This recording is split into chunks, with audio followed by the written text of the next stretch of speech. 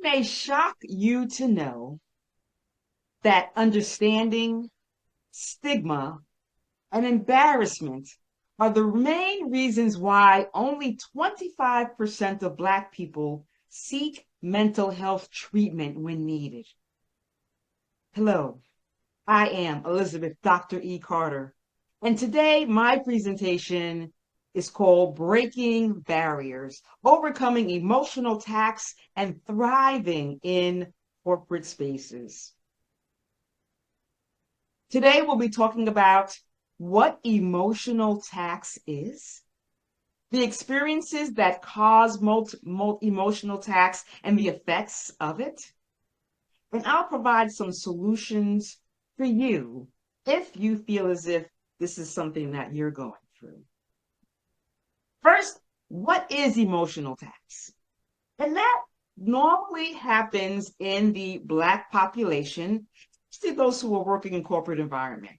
What emotional tax is that there is a heightened level of stress that comes from feeling the need to constantly guard against biases, manage perceptions, navigate microaggressions while striving to meet high expectations. And because this feels more prevalent in the Black communities, we'll talk about some of those reasons why. First, we have the series of what we call unspoken pressures. First of all, representing our race. When we think about when we're in the workplace, when we may be the only one that looks like us on our team, in our department, on a project, we may be one of the few leaders at a vice president level, at a senior leader level, at a CEO level. And it feels as if we're carrying the entire future of our race on our shoulders. Every move we make, we're being watched and judged. We feel as if the possibility that if we fail, there'll never be anyone else to come behind us because our actions have now threatened the future of the rest of our population there. And sometimes management makes mistakes. They may have let someone go before you that may have looked like you. And sometimes, again, they may penalize the next person coming in for fear of the same thing happening.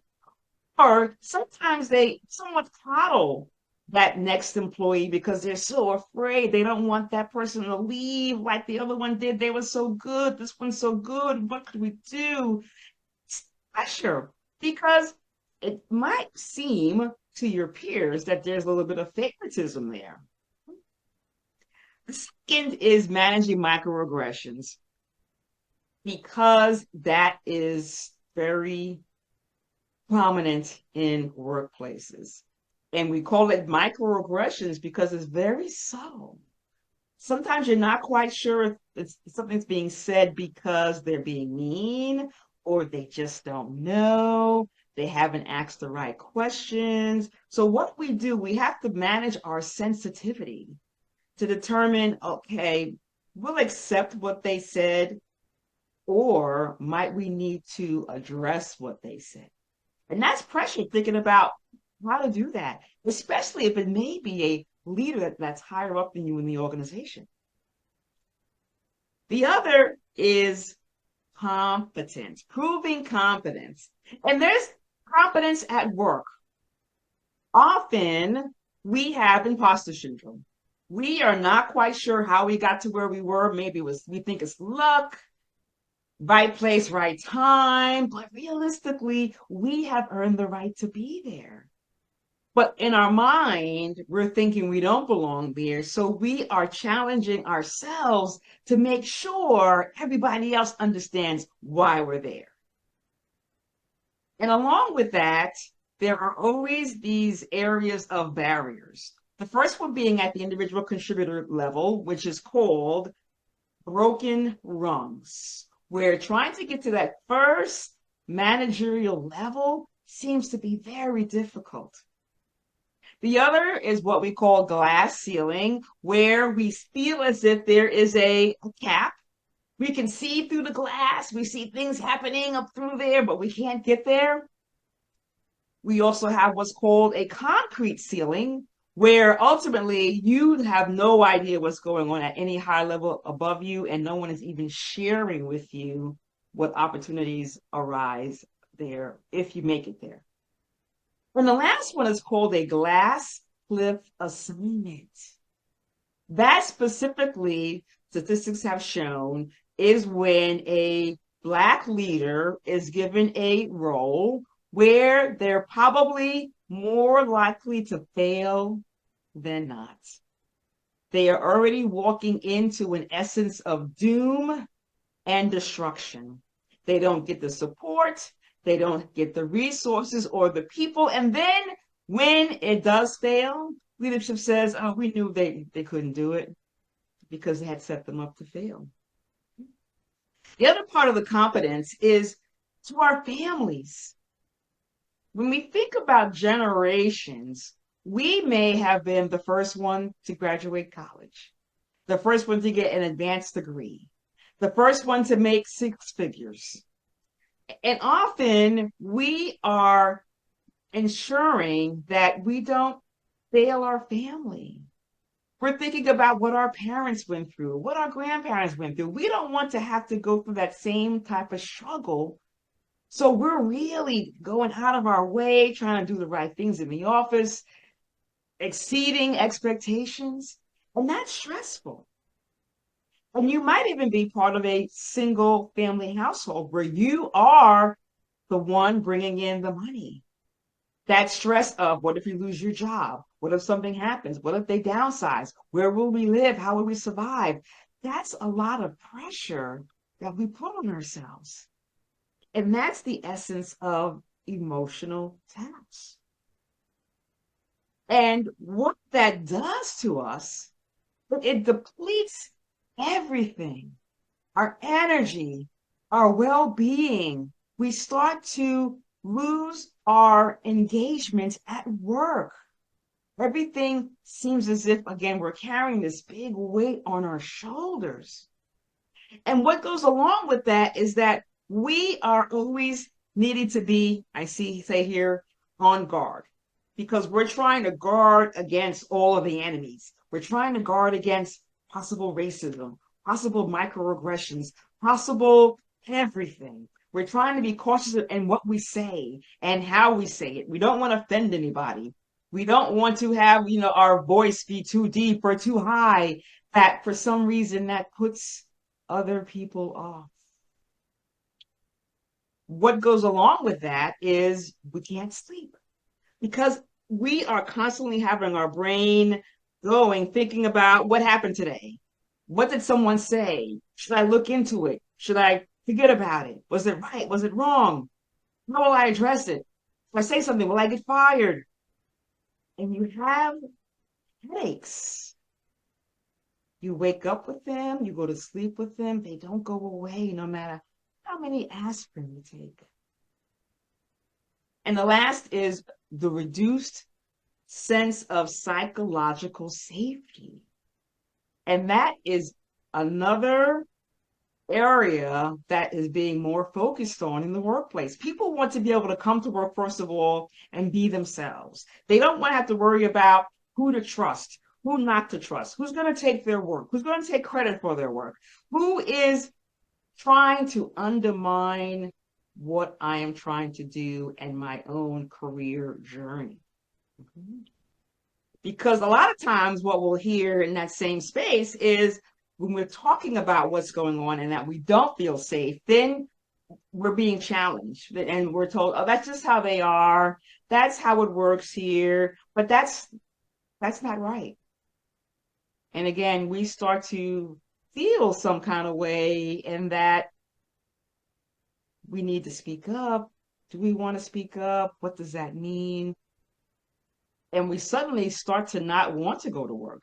We suddenly start to not want to contribute as fully as we used to. So what do we do about it? And let me say hi to you, I'm calling myself, in this instance, your emotional tax navigator because I have been through all of what we've just described. I had a job that I fought my way to get promoted. It was the individual contributor role to that first line, first level leader. And they made me jump through some hoops that of course you think is okay because you're young and you're full of energy that I can do this. They'll see me, I'm visible, they understand me, now they promote me, they'll respect me, but no. I had a feeling over time that something wasn't right. And I felt as if I hadn't earned my way to that promotion. So now I'm working to continuously prove that I'm competent in the role. And I was waking up with a headache, going to bed with a headache, taking aspirin, going to the doctor, and they said it was stress. And what do you do about that? When we move higher up in the organization, same thing. They want you to speak up, use your intelligence, your experience to share what you know to help influence and add value. But when someone makes a comment that's off-putting, then you shut down. That happened to me. I shut down. And every time I would see that leader in the future, I wasn't myself. I couldn't contribute the way I was in the past. I could feel myself shutting down. I had to look for opportunity elsewhere in both cases because that was the only way I was going to be able to cope and get rid of this essence of this emotional tax. So I am here to help you because I have seen it and been through it all. First of all, we are all leaders. We may have employees who are working for us that you can tell there's something going on. And if you are an employee, here's some suggestions for you to provide to your leader in case he or she may not recognize this essence of emotional tax in someone else in the team. First, check in.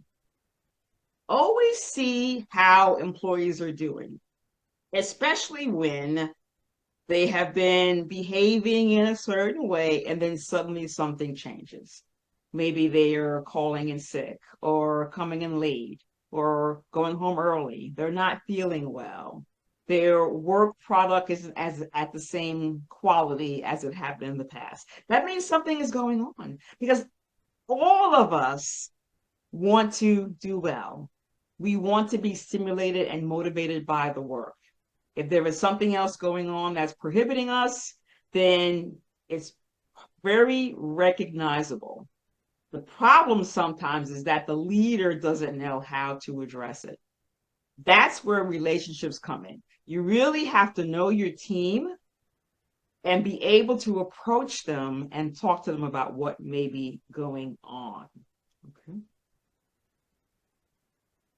That goes along with this, strong relationships. And just going back to the first comment about checking in, there's so much going on in people's lives, not just at work, family, maybe, again, you're the solo income earner, maybe you're taking care of children, maybe you're taking care of your parents or some other family member. There's so much going on. And even though it may not be work related, this emotional tax, that tax still exists. Review the policies in the employee manual as it pertains to what employees' benefits are. Is there a place where they're offering, as part of your medical benefit plan, services? Understanding also that this return to work policy, and again, I think we're all at a point right now where companies have decided either you're on-site, off-site, or hybrid, and we've all landed on what that is. Okay? And even in that space, when people are not seen because they're working remotely, you still need to check on them. We still need to understand that COVID has changed everything. People may still be dealing with situations that arose from that time frame. They we went home. We had to adjust our lives. Some people are not able to adjust their lives back. We have to be flexible. What are these written rules and policies pertaining to hybrid work? And be flexible as a leader. If a person is still going through something or they're managing an environment at home that may require them to have a different schedule, talk about it. See what you can do to help them. The other piece here, mental health resources. Sometimes, of course, as I mentioned, only 25% of Black people seek out the help that they need. And sometimes, again, they're embarrassed. They don't want to ask. They don't want to seem as if there's something wrong because we bring this persona to work where we are invincible. Nothing can, stop us. Well, a lot of times there's things going on and they may not want to ask for help. But still always let everyone know what's being provided in the medical plan, where else they may be able to get some assistance. There may even be other activities that people can get involved in that will allow them to be in new environments, have energy, be with people of like-mindedness, and start to shift and divert their attention from the areas causing them this stress and put them in environments where they're excited, they're having fun, they're doing something different. And lastly, provide support through mentorship and sponsorship programs. And those two are not the same. I always say to people, you think of mentorship where someone is preparing you for whatever your next is going to be. What the sponsor does is opens the door for you to walk in to that next opportunity. So it's really about the preparation and the accessibility. And we need both, especially as Black employees. They may not have a lot of visibility to that upper leadership. If they are connected, now they have someone to advocate for them, someone who knows all about them, can have a conversation with a different leader about where that person may fit into the organization. There's lots of benefits from the sponsorship piece. And mentorship always, you want to be able, especially inside an organization, culturally, know how everything works. And it's not about assimilating to what's going on. It's just being cognizant of how everything comes together in an organization. And that's how people are successful. Now, what the leaders can do for their employees is great, but we all ourselves have to ensure that we understand and manage our own mental wellness. And we do that, first of all, by focusing on what we can control. We cannot control what other people say, think, or do. We can only control what we say, think, and do. I always tell myself when something is brewing in my mind, I have to wait 24 hours before I respond. If it's an email or a voicemail or something else where I don't have to respond right away, I take 24 hours to regroup about what exactly happened and then decide what I'm going to do next. Next is self-awareness and boundaries. And that really is about knowing yourself, knowing which person or persons trigger that headache, trigger that twitch you may have in your eye, trigger that nervousness in your stomach.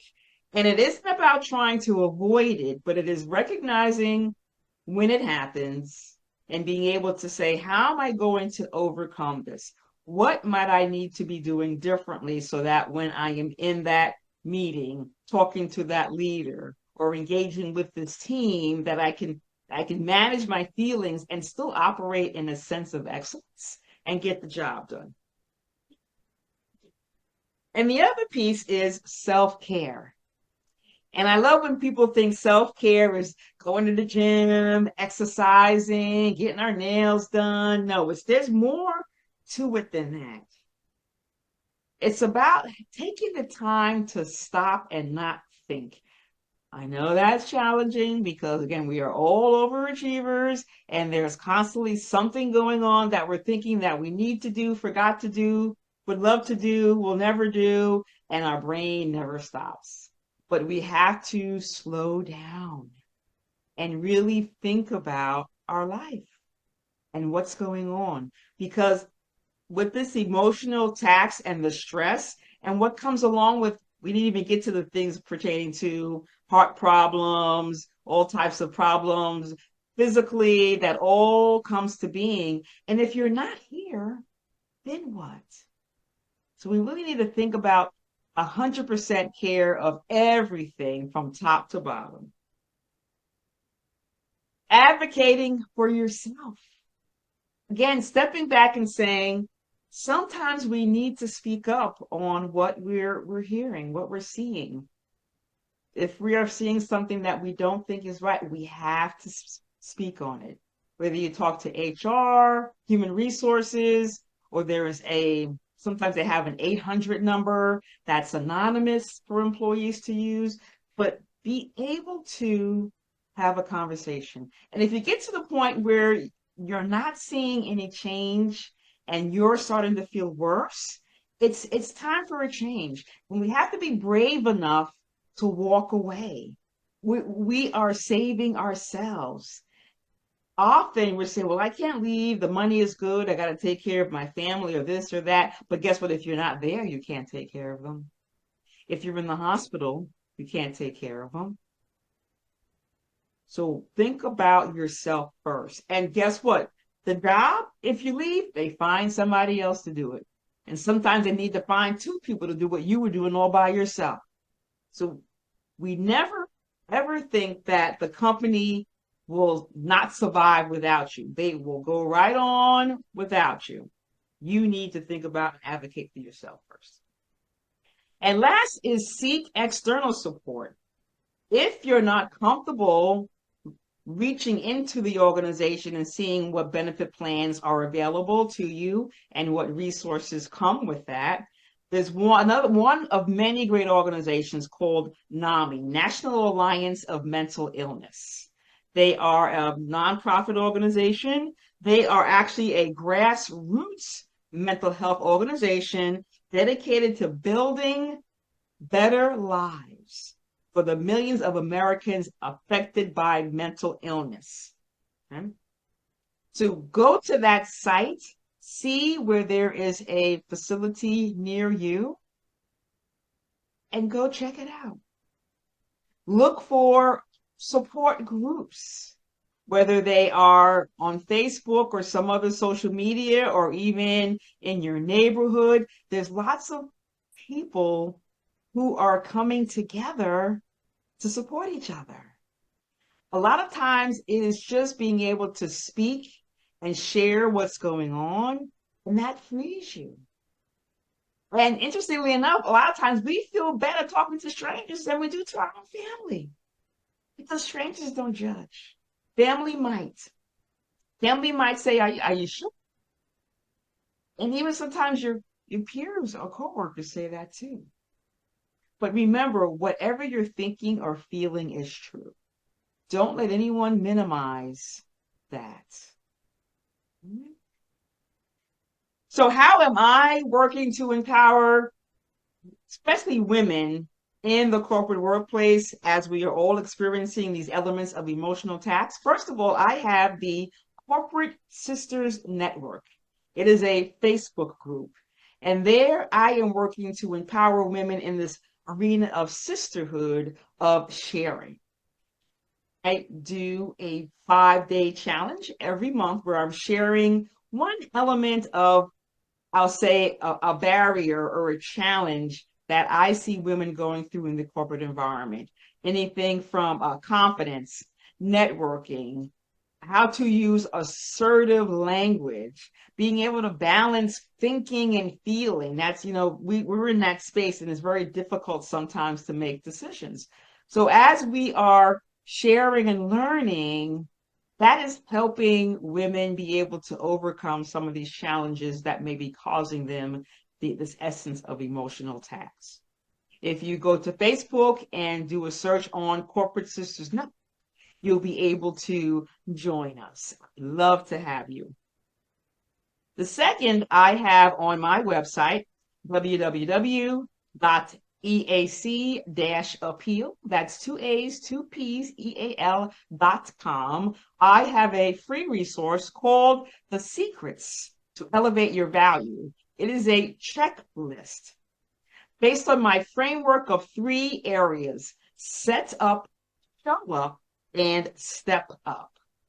When we are thinking about change, when we're thinking about how to elevate ourselves, whether it's in our personal lives or our professional lives, these are the 3 major areas that will allow us to move from where we are to where we want to go.